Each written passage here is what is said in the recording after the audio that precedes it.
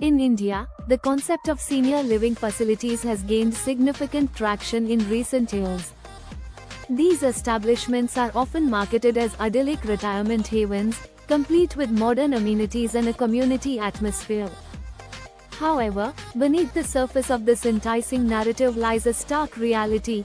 Many senior living facilities are little more than commercial ventures designed to sell real estate rather than genuinely cater to the needs of the elderly.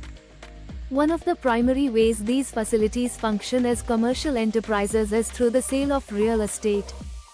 Most senior living projects are built on large plots of land, typically far from city centers, under the guise of providing a serene and peaceful environment.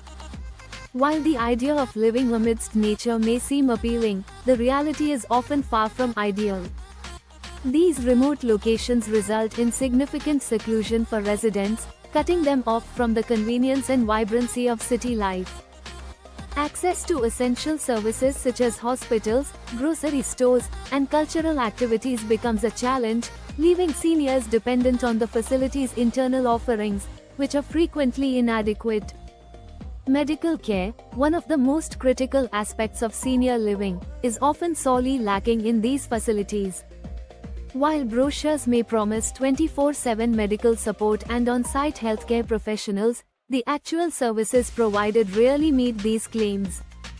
Many facilities employ underqualified staff or rely on visiting doctors who are not always available during emergencies.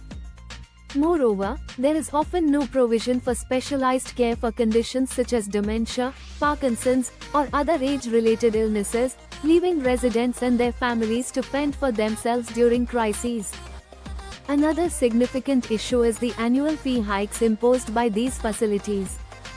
While the initial buy-in cost for an apartment or villa may already be substantial, residents are often subjected to steep increases in maintenance charges and other fees every year. These hikes are seldom justified and often feel exploitative, given that seniors living on fixed incomes have limited financial flexibility. This practice creates immense financial strain for residents and their families, making what was initially marketed as a comfortable retirement lifestyle increasingly unaffordable. Furthermore, these facilities often fail to provide the choice of services that seniors truly need.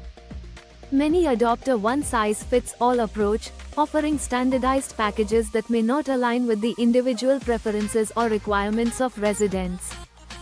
For example, some seniors might require assistance with daily activities, while others may prefer more recreational and social engagement opportunities.